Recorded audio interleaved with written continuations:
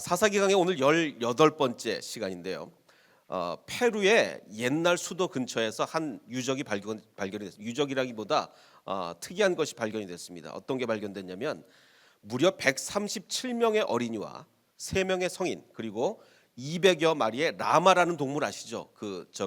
중남미에 사는 라마라는 동물의 뼈가 발견이 된 거예요. 바로 이게 그 사진입니다. 그럼 도대체 무슨 일이 있길래 이렇게 어린 아이가 집중적으로 묻혔느냐라고 이제 조사를 해봤더니 그냥 묻힌 것이 아니라 이제 나이는 8살에서 12살에 병이 걸려서 죽은 게 아니라 건강한 아이였어요. 건강한 아이들이었는데 이 아이들을 조사해 보니까 심장이 제거된 상태였습니다. 전원이다. 심장이 제거됐어요. 그리고 이제 몸이 눕혀져 있는데 어떤 방향성을 가지고 눕혀져 있었습니다. 몸이 바다가 있는 북서쪽을 향해서 눕혀져 있었습니다. 그래서 이제 학자들이 조사를 해보니까 이 1450년에 아주 강한 폭풍우와 홍수가 있었다고 합니다. 그 지역에 지질학적으로 조사를 해보니까 폭풍우와 홍수가 있었는데 엘니뇨가 이제 지구 온난화에 의해서 더 커진 것이 있기는 옛날부터 있었습니다. 엘니뇨 현상이 있기는 옛날부터 있었는데 온난화 현상으로 아주 심각해진 거죠. 그래서 1450년에 그 엘니뇨에 의한 것으로 추정되는 이 강한 폭풍우와 홍수로 인해서 사람들이 너무 큰 고난을 겪게 되자 뭘 한 겁니까? 인신 제사를 드린 거예요. 인신 제사를. 사람을 죽여서 신에게 바치면 신의 진노가 그쳐서 이 폭풍우가 그칠 것이라고 생각을 한 거죠. 그래서 이 신에게 바쳐졌던 희생물로 추정을 하고 있습니다. 그래서 왜 그럼 심장이 다 없어졌겠습니까? 그 심장을 따로 꺼내서 심장 따로 바치고 이렇게 제물로 드렸던 것 같습니다. 자, 그러니까 이 옛날 사람들은 뭔가 큰 거를 요구할 때는 항상 뭘 했습니까? 야, 지금 홍수가 엄청나게 나서 사람이 막 죽어나가고 난리가 난 거예요. 그래서 이 엄청난 사태를 해결하기 위해서 뭘 했습니까? 야, 이거는 사람을 바쳐야 해결을 되겠다. 그래서 어린아이 137명 이렇게 죽여가지고 심장을 꺼내서 바친 거죠. 자, 이런 일이 바로 어디서 일어났느냐? 이런 이방신뿐만 아니라 하나님을 섬기는 이스라엘 안에서도 일어났다는 거 아니에요. 그래서 입다도 마찬가지로 제가 지난주에 말씀드린 것처럼 입다도 무조건 전쟁에서 이겨야 되겠는 거예요. 무슨 수를 써서라도 전쟁에 이겨야 되겠다. 그래서 뭘 했습니까? 하나님, 나를 전쟁 이기게 해주시면 제일 먼저 나오는 사람을 바치겠습니다 라고 얘기를 했던 거죠. 사람을 바치기로 서원을 했고 잘못된 기도였습니다. 이렇게 잘못된 서원을 하면 그 서원을 철회해야 되는데 철회하지 않고 자기네 명예를 지키기 위해서 하나님의 명예를 지키기 위해서가 아니라 자기의 명예를 지키기 위해서 이 서원을 끝까지 밀고 갔던 거죠. 이게 사사기가 뒤로 가면 갈수록 이런 일이 벌어지게 되는 겁니다. 제가 여러 번 강조했지만 사사기는 점점 나빠지는 책입니다. 갈수록 나빠져요. 그 처음에는 모세라는 강력한 지도자, 여호수아라는 강력한 지도자가 있을 때는 이스라엘이 영적으로 지켜나가다가 사사시대가 되니까 시간이 가면 갈수록 나빠져서 어디까지 가느냐? 인신제사를 드리는 데까지 가게 됐단 말이죠. 자, 맨 첫 사사들은 참 좋았습니다. 온니엘 사사, 에훗 사사, 그리고 삼갈 사사, 그리고 드보라 사사, 너무너무 훌륭한 사사들이었죠. 그래서 이때까지만 해도 이스라엘이 주님께 살려달라라고 부르짖으면 하나님은 곧바로 사사들을 일으키셨어요. 사사들을 일으키셔서 이스라엘을 구원하셨습니다. 자, 그런데 이게 똑같은 게 너무 반복되니까, 이게 한두 번도 아니고 너무 반복되니까 이제 진노하시는 하나님의 구원 패턴이 달라지기 시작했습니다. 그 전까지만 해도 그냥 부르짖으면 도와주시고 부르짖으면 사사, 부르짖으면 사사, 이렇게 똑같은 패턴이 진행됐는데 계속 반복하다 보니까 하나님의 패턴 변화가 일어나는데, 어떻게 변화가 일어나느냐? 이제 기드온 때부터 변화가 일어납니다. 어떤 변화냐? 이스라엘 자손이 미디안 사람들 때문에 죽게 울부짖을 때 주께서 이스라엘 자손에게 사사를 바로 보내주시지 않고, 그전 같으면 어떻게 했습니까? 니네 이제 고난 당하니까 부르짖는구나. 그러면 사사를 보내서 구원해 줄게. 그런데 사사를 바로 보내주시지 않고 한 단계를 더 거칩니다. 먼저 선지자를, 예언자를 보내주셔서 교육을 시키세요. 야, 니네가 아모리 사람들의 내가 신은 섬기지 말라고 내가 그렇게 얘기했으나 너희는 내 말을 듣지 않았다. 니네들이 우상을 섬기기에 내가 너희에게 고난을 허락한 거다. 이렇게 교육을 먼저 시키시고 그 후에 사사를 보내시게 됩니다. 이게 이제 패턴 변화가 일어난 거죠. 자, 근데 이제 기드온 때는 그랬고 또 입다 때는 더 문제가 커집니다. 어떻게 문제가 커지냐면 하나님이 더 화가 나셨어요. 더 화가 나셔서 자, 블레셋 사람의 신들을 섬기고 주를 저버려 더 이상 주를 섬기지 않았다. 제가 거듭 강조한 것처럼 이전까지만 해도 이스라엘 백성들의 우상 숭배 패턴은 하나님을 섬기면서 우상을 같이 섬긴 거예요. 하나님을 섬기면서 우상을 같이 섬겼는데 입다 때에 이르러서는 이제는 아예 하나님을 버리고 우상만 섬기게 되는 거죠. 그러니까 하나님의 진노가 아주 극에 달하게 됩니다. 그러므로 주께서 이제 아주 진노하시어 그들을 블레셋 사람과 암몬 사람의 손에 내어 주었는데 이렇게까지 얘기하잖아요. 제가 거듭 강조했듯이 내가 다시는 너희를 구원해 주지 않을 것이다. 네가 아예 나를 버리고 우상 숭배를 하니 나는 다시는 너희를 도와주지 않을 거다. 구원해 주지 않을 거다라고 엄청난 폭탄 선언까지 하시는 거죠. 그러면서 야 나한테 도와달라 그러지 말고 니네가 선택한 우상한테 나가서 도와달라고 해라. 이런 선언을 하시잖아요. 근데 기억나십니까? 어떻게 됐습니까? 그래도 이스라엘 백성이 살려달라고 하시니 주님께서는 뜻을 돌이키사 이스라엘 백성을 구원. 왜냐하면 부모니까 내가 다시는 안 도와준다고 얘기를 하셔놓고서도 뜻을 돌이키사 이스라엘 백성을 구원하신 거죠. 자, 이제 입다 시대는 이렇고 드디어 이제 삼손으로, 오늘부터는 삼손으로 넘어갑니다. 삼손 때는 어떻게 되느냐?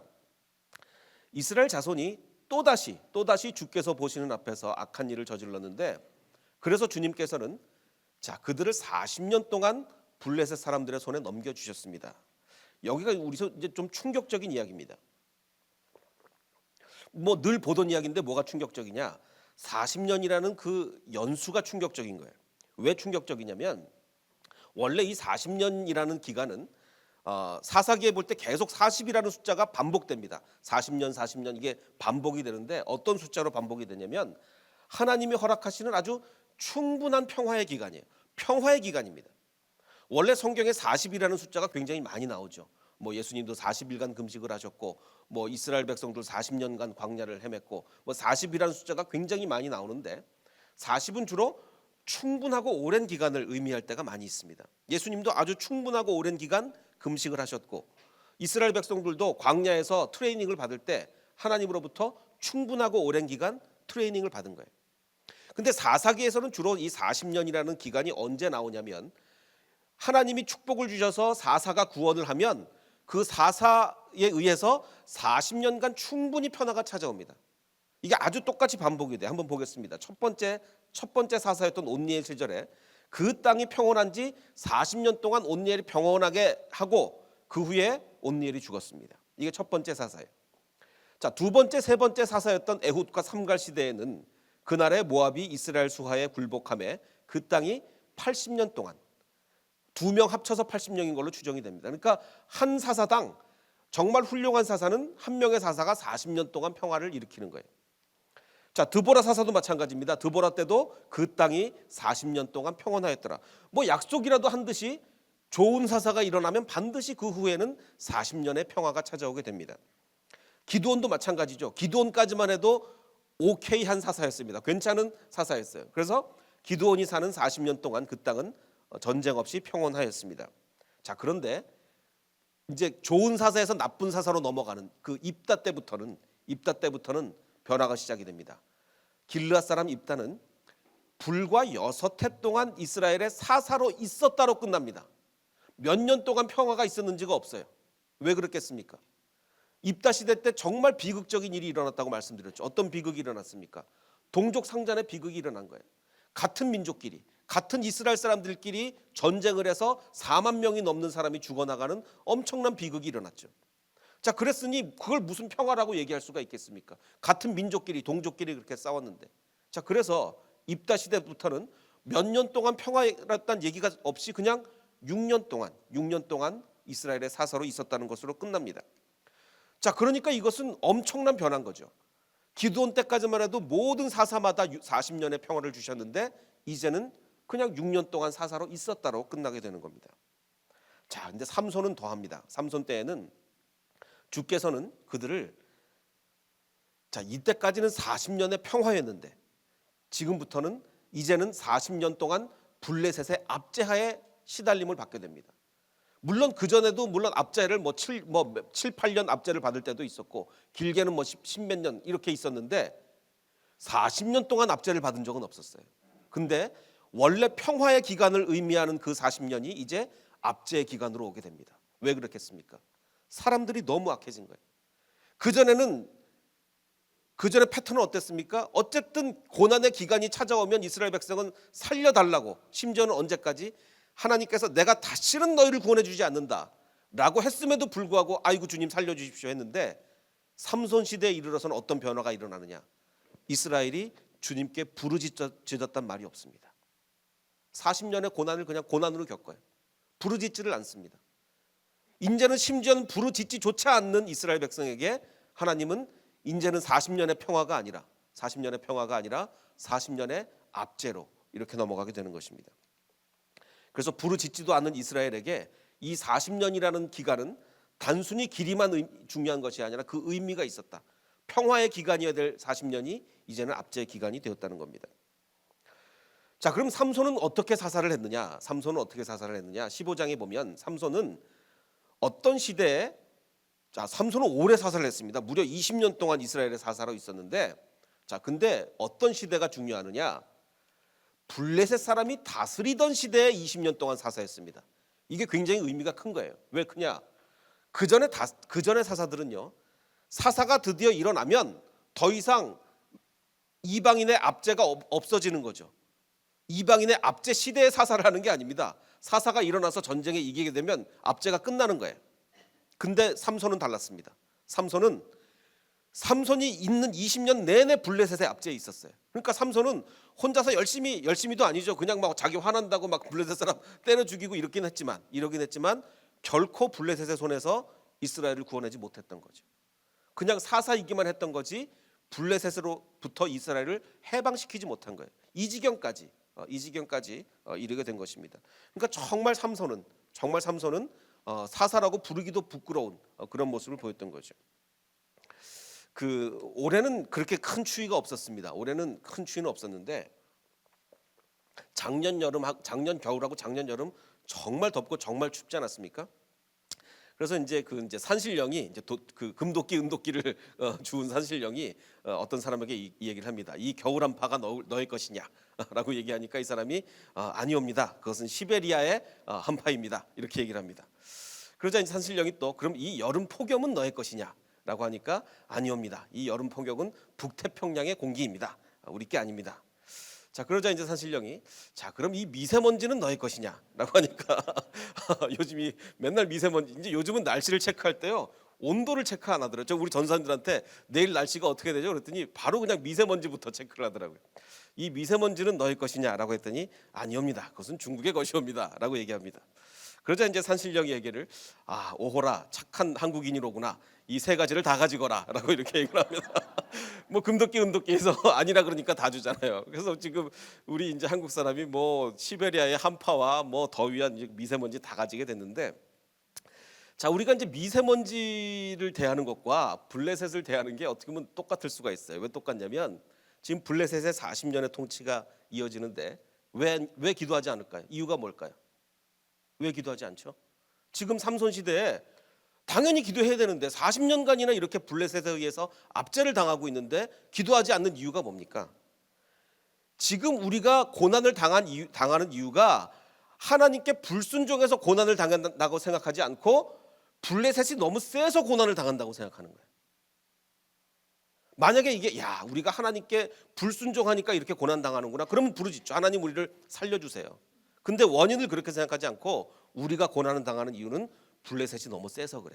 쟤네들은 철기 무기도 있고 쟤네들이 너무 세니까 우리가 그러니까 고난을 뭐라고 생각합니까? 당연한 걸로 받아들이는 거예요. 당연한 거.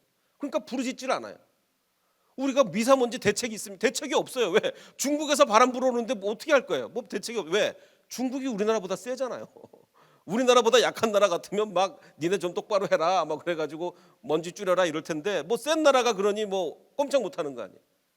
그 생각을 지금 누가 가지고 있느냐? 이스라엘 백성이 블레셋이 너무 세니까 그냥 고난 당하는 걸 당연한 것으로 받아들이고 부르짖질 않는 거예요. 우리 삶에도 그렇습니다. 하나님께서 우리를 보실 때 제가 지금 부르짖어야 될 때인데 왜 부르짖지를 않을까? 이유가 뭡니까? 우리가 보니까 환경이 내 환경을 보니까 요즘 청년은 원래 취업이 안 돼. 뭐 이러면서 원래 취업이 안 되는 거야. 뭐 이러기도 하고 뭐 원래 다 환경으로 돌려요. 다 환경으로 돌리니 부르짖질 않는 거죠. 바로 이 상황이 이르게 되는 것입니다. 자, 그래서 이제 삼손의 이야기를 보면 삼손은 어느 지파의 사람이냐? 이제 단 지파의 사람입니다. 그 사사기에 그 사사가 전부 몇 명 나온다 그랬죠? 12명의 사사가 나오는데 뭐 어떤 사사는 어느 지파라고 기록이 되어 있는가 하면 뭐 어떤 사사는 어느 지파인지 잘 모르는 사사들도 있습니다. 근데 이제 학자들은 아마도 한 지파에 한 명씩 이렇게 사사가 나오지 않았을까라는 추정을 하게 됩니다. 자, 그럼 그 삼손은 바로 단지파의 사람이었는데 이 단지파라는 게 어떤 지파냐? 이스라엘 지파 중에 최고 문제 지파죠. 최고로 불순종한. 왜 그렇습니까? 지금 가나안 땅에 들어가면서 하나님께서는 각 지파에게 땅을 분배해 주면서 이 땅을 너희가 정복하고 차지해라. 그래서 명령을 내리셨잖아요. 그래서 그 명령에 순종해서 전쟁을 하러 나가는데 어느 지파가 제일 잘했다고요? 어느 지파가? 유다 지파가 제일 잘했습니다. 그래서 유다 지파가 제일 먼저 기록이 돼요. 아주 잘했다. 그다음에 뭐 그다음 잘한 지파를 쭉쭉 나가는데 단 지파가 제일 순종을 못했죠. 그래서 단 지파는 어느 정도로 순종을 못했냐면 단 지파가 가나안 사람을 무찔러야 되는데 반대로 아모리 사람은 단 지파 자손을 힘으로 산간 지방에 몰아넣어서 산 꼭대기에서 내려오지도 못하게 만들었어요. 가나안 사람을 무찌르기는커녕 오히려 가나안 사람들한테 당해서 쫓겨나가는 이런 지파가 된 거죠. 그래서 원래 단 지파가 지도를 보시면 처음에 그 12지파가 땅을 분배받을 때 분배받은 땅은 여기예요. 분배는 여기를 받았는데 나중에 단지파 땅은 어디가 있냐면 저기 북쪽에 있습니다. 여기가 단지파가 돼요. 이유가 뭐죠? 완전히 쫓겨난 거예요. 쫓겨나서 저 위로 올라가게 된 거죠. 그래서 이 단지파는 최고 문제 지파였고 불순종한 지파였습니다. 바로 그 지파에서 삼손이 나오는 거예요. 자, 그런데 이제 삼손의 부모가 어떤 부모였냐면 그의 아내가 이제 그 마누아라는 사람이었는데 아버지가 그의 아내가 임신하지 못함으로 출산하지 못하였더니라고 기록이 되어 있습니다. 자, 이거는 당연한 말을 두 번 반복한 거예요. 왜냐하면 임신하지 못하면 당연히 출산을 못하죠. 그러니까 임신하지 못함으로 출산하지 못하였더니라는 말은 필요 없는 말을 두 번 반복한 건데 또 이 말을 두 번 반복합니다. 여호와의 사자가 그 여인 그 삼손의 어머니에게 나타나서 그에게 이르되 보라 내가 본래 임신하지 못함으로 출산하지 못하였으나 이제 임신하여 아들을 낳을 것이다 라고 얘기합니다. 자, 그러니까 이것은 2 곱하기 2 반복입니다. 무슨 얘기인지 아시겠죠? 똑같은 말을 임신하지 못함으로 출산하지 못했다라는 말을 그 말을 또 반복했기 때문에 2 곱하기 2 반복이 되는 거예요. 그러면 이 히브리 사람들의 언어 특성상 반복했다는 것은 뭡니까? 강조죠. 항상 반복은 강조를 하게 돼 있습니다. 그러니까 네가 아기를 못 낳은 거야 라는 것을 굉장히 여기서 강조하고 있어요. 자, 그런데 우리가 잘 알듯이 이 성경에는 불임 여성에 대한 이야기가 굉장히 많이 나옵니다. 아주 많이 나와요. 가장 유명한 예 중에 하나가 사무엘의 어머니죠. 한나입니다. 아기를 못 가졌어요. 엘가나가 그에게 이르되 한나여, 이제 남편이 이렇게 얘기합니다. 어찌하여 울며 어찌하여 먹지 아니하며 어찌하여 그대의 마음이 이렇게 슬프냐. 사실 제 아내도 굉장히 5년 만에 아기를 낳아가지고 불임 가정이었습니다. 저희도. 그래서 제 이 심정을 저희 굉장히 이해가 가요. 제 아내가 너무너무 힘들어했었거든요. 그러니까 이제 그 남편이었던 엘가나가 어찌하여 이렇게 당신 슬퍼하느냐 그러면서 뭐라고 얘기하냐면 근자감입니다. 내가 그대에게 10 아들보다 낫지 않느냐. 이 남편들이 이런 얘기하면 우리 수긍이 가십니까? 우리 남편은 나에게 10 아들보다 낫다. 다들 비웃으시네요. 그렇죠. 근데 이제 이 남편은 굉장히 자신감이 있었어요. 근데 이 자신감이 과연 근거가 있는 자신감이냐, 근거가 없는 자신감이냐, 뭐라고 성경에 기록이 돼 있냐면 이 남편 엘가나가 제사를 드리는 날에 그 제물에 분깃이 있으면 그의 아내가 둘이었는데 그의 아내 분인나와 그의 모든 자녀들에게 주고 한나에게는 애 못 낳는 한나에게는 갑절을 준 거예요. 왜냐하면 그를 사랑했기 때문에 갑절을 준 거죠. 애기 있는 아내보다. 그러니까 뭐 이 자신감은 근자감이 아니고 정말 근거 있는 자신감이었던 것 같습니다. 자, 그럼에도 불구하고 한나는 마음이 괴로워서 아무리 남편의 사랑으로 안 채워지는 거예요. 그래서 마음이 괴로워서 여호와께 이제 기도하고 통곡하게 됩니다. 통곡하면서 이제 서원까지 하게 되는데 서원하여 이르되 만군의 여호와여 만일 주의 여종의 고통을 돌보시고 나를 기억하사 아들을 주신다면 내가 그의 평생에 그를 여호와께 드리고 삭도를 그의 머리에 대지 아니하겠나이다. 즉 나실인적 서약을 여기서 하게 되는 거죠. 자, 그리고서 이제 그 성전에서 기도를 하고 있는데 제사장이 발견하고 대제사장이 보고 나중에 뭐 기도를 하는 걸 알고 나서 평안히 가라. 하나님께서 네 기도를 응답하여 주시기를 내가 원한다라고 하면 제사장이 평안히 가라. 하나님께서 네 기도를 들어주시기를 원한다라고 하니 이 한나는 이제 가서 먹고 얼굴에 다시는 근심빛이 없었습니다. 확실한 믿음을 가졌어요. 정말 열심히 기도했고 대제사장이 하나님이 너의 기도를 들어주기를 원한다라고 하셨으니 이제는 믿고 가서 다시는 근심빛이 없었습니다. 이게 믿음의 어머니 한나였어요. 자, 그리고 또 우리는 또 잘 아는 게 침례 요한의 어머니 엘리사벳도 우리는 너무나 잘 알고 있습니다. 자, 이 부모가 다 이제 남편은 제사장이었었는데 아내는 엘리사벳이었고 두 사람 다 의로운 사람이었습니다. 성경에서 여자가 의롭다고 나온 대단히 드문 케이스입니다. 두 사람 다 의로운 사람이었는데, 자, 남편이 이제 제사장이 주의 성소에 들어가 분향하는 일을 맡게 되었을 때, 자, 온 백성이 다 기도하고 있었어요.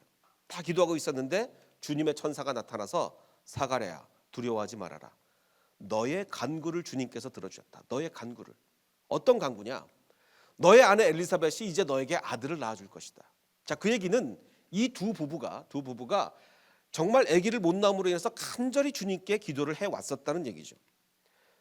그는 주께서 보시기에 큰 인물이 될 것이다. 이제 그 요한이 낳게 되는 거니까. 또 이제 나실인적 그 이야기를 해주시는 거예요. 포도주와 독한 술을 입에 대지 않을 것이요 어머니 뱃속에 있을 때부터 성령의 충만함을 받을 것이다라고 얘기합니다. 자, 우리가 알듯이 이렇게 성경에는 불임 끝에 낳은 아이들이 굉장히 하나님의 일을 크게 하는 경우가 많이 있습니다. 그 이유가 뭐겠습니까? 그 이유는 단 한 가지예요. 기도로 낳은 아이들이죠. 한나가 그 아이들을 위해서 얼마나 기도했습니까? 이 엘리사벳이 아이들을 위해서 얼마나 기도했어요. 자, 그러니 이 기도와 기도 끝에 낳은 불임 여성의 아이가 하나님의 일을 하는 것은 어쩌면 당연한 일이라고도 볼 수 있습니다. 그러기에 성경에는 불임 여성의 이야기가 굉장히 많이 나오는 거예요. 자, 그런데 삼손의 부모는 좀 달랐습니다. 삼손의 부모는 아까 말씀드린 것처럼 아이를 못 낳고 있었는데 마노아와 그의 아내입니다. 그래서 성경은 아이를 못 낳았다는 것을 거듭거듭 강조하죠. 임신하지 못했으므로 출산하지 못했다. 당연한 얘기를 막 네 번이나 반복하면서 아기를 못 낳았다라고 강조하는데 문제는 다른 불임 여성의 이야기와 달리 기도했다는 얘기가 없어요. 마치 뭐처럼 40년간이나 그 블레셋의 압제를 받고 있음에도 불구하고 기도하지 않는 이스라엘 백성처럼 아기를 낳지 못함에도 불구하고 기도하지 않는 삼손의 부모가 된 거죠. 자, 더구나 특이한 것은 벌써 이제 불임 가정의 이야기다라고 얘기하면 주인공이 누굽니까? 저도 이제 불임 가정이었기 때문에 제가 알아요. 그럼 불임 가정에 그 스토리를 짜나가려면 남편이 주인공입니까? 아내가 주인공입니까? 아내가 주인공이죠. 아내가 주인공이에요. 자, 그런데 여기는 삼손 이야기에 마노아라는 남자 이름은 나오는데 여자 이름이 안 나옵니다. 이건 말이 안 되죠. 말이 안 돼요. 왜? 불임에 대한 이야기에 주인공이 되는 여자 이름이 없고 남자 이름만 있다는 것은 역시 이 가정이 기도하지 않았던 얘기입니다. 기도하지 않았던 얘기예요. 물론 일부 학자들은 이 삼손의 어머니를 아주 믿음의 여인으로 이렇게 설명하는 경우도 있어요. 근데 그게 아니라는 걸 제가 이제 다음 주에 말씀을 드리고 이 부분은 일부 학자들의 주장과는 달리 대단히 기도하지 않은 그런 가정으로 또 보입니다. 더군다나 기도했다는 기록도 없고 아까 방금 말씀드린 것처럼 40년간의 블레셋의 통치에도 이스라엘을 부르짖지 않았고 마찬가지로 오랜 불임 기간에도 부르짖지 않는 이 삼손의 부모들의 이야기를 우리는 보고 있는 겁니다. 더군다나 이제 삼손을 낳았단 말이에요. 낳는데 우리도 잘 알고 있죠. 부모가 영적으로 삼손을 영적으로 끌고 갑니까? 아니면 삼손에게 끌려갑니까? 부모가 삼손에게 끌려가요. 삼손이 고집 부리면 부모가 당해내지를 못합니다. 당해내지를 못해요. 그래서 정말 기도하지 않는 부모였구나라는 것을 우리가 알 수 있습니다. 자, 불임 여성에 대한 케이스가 또 기도해서 한나처럼 응답받는 케이스도 있지만 인간적으로 세상적인 방법으로 해결하는 케이스도 있었어요. 뭐죠? 사례가 아브라함에게 이르되 여호와께서 내 출산을 허락하지 아니하니, 자, 진단까지는 맞았어요. 아, 하나님이 안 주시는구나. 거기까지는 맞았는데 원하건대 내 여종에게 들어가라. 그래서 그러면 혹시 그로 말미암아 자녀를 얻을까 하노라. 아까 이 혹시라는 말은 아까 뭐와 대조가 됩니까? 한나의 믿음과 대조가 되는 거예요. 한나의 믿음과. 그러니까 이거는 세상적인 방법으로 문제를 해결하려고 했던 거죠. 자, 지금의 시대는요, 영적인 불임의 시대입니다. 영적인 불임의 시대. 이게 무슨 얘기냐? 세상 새신자를 낳기가 그렇게 어렵습니다. 옛날 같으면 정말 어디 캠퍼스에 나가서 전도를 하면요, 그 뭐 사형리 뭐 이런 걸 갖고 들고 나가면 하루에 한 명 정도는 데리고 왔어요. 하루에 한 명 정도는. 그 옛날에 그랬습니다. 근데 지금은요, 하루에 한 명 들어줍니다. 한 몇십 명한테 가면 다 거절당하고 하루에 한 명 들어주고 그 들어준 한 명마저 나올 가능성은 거의 없는 거죠. 영적으로 불임의 시대가 되었습니다. 그리고 희망이 없어요. 희망. 청년들도 희망이 없고 세상의 모든 일이 점점 더 희망이 없어져 가고 있습니다. 과연 그럼 이 시대에 우리는 어떻게 살아야 되는가? 어떻게 살아야 되는가? 성경에 왜 불임 여성의 아이들이 큰 일을 한다고요? 이유는 한 가지입니다. 기도해서 낳았기 때문에 그래. 기도해서 낳았기 때문에. 주님께서는 우리에게 이렇게 말합니다. 너는 내게 부르짖으라. 너는 내게 부르짖으라. 삼손 시대에 이스라엘 백성은 고난 당하면서도 부르짖지 않았어요. 고난 당하면서도. 그런데 주님은 부르짖어야 도와주시는 분입니다. 부르짖어야 옳게 응답하시는 분이에요. 삼손 시대에 부르짖지도 않으니 어떤 사사가 나왔습니까? 그저 여자만 쫓아다니는 삼손 같은 사사가 나온 거예요. 삼손은 결코 이스라엘을 블레셋의 손에서 구원하지 못했습니다. 그저 블레셋의 통치로 끝나버리고 만 거죠. 한 작가의 글을 보면 이런 이야기가 있습니다. 걱정은 문제를 바라보게 하고 기도는 하나님을 바라보게 한다. 그렇습니다. 우리가 걱정을 하면 할수록 우리는 문제만 보입니다. 그런데 기도를 하게 되면 하나님이 보이게 되는 거예요. 하나님이. 다들 아시겠지만 저는 지난 한 반년 동안 너무너무 참 크고 괴로운 기간을 겪었습니다. 그때 제가 정말 간절히 주님께 기도했어요. 뭐라고 기도했냐면, 주님, 제가 지금 겪고 있는 이 고난이 정말 제가 잘못해서 벌을 받는 것이라면 정말 정신이 번쩍 들게끔 벌을 주십시오. 정말 다시는 죄를 짓지 않도록 정신이 번쩍 들게끔 벌을 주십시오. 그런데 지금 이 당하는 고난이 주님께서 예비하신 축복을 위한 고난의 기간이라면 이 고난을 잘 이겨낼 수 있도록 나한테 힘을 주십시오 라는 그 기도를 정말 처절하게 기도를 했습니다. 주님께서 응답하셨어요. 주님은 오늘 우리에게도 얘기하고 있습니다. 너는 내게 부르짖어라. 너는 내게 부르짖어라. 이스라엘 백성이요, 우리가 지금 고난 당하는 것은 블레셋이 강하니까 고난 당하는 게 당연하다 라고 얘기하니까, 그렇게 생각하니까 부르짖질 않는 거예요. 우리는 생각해야 됩니다. 과연 지금 내가 당하는 것이 이유가 뭔가? 주님께 부르짖고 주님께 매달리는 저와 여러분이 되시기를 주님의 이름으로 축원합니다.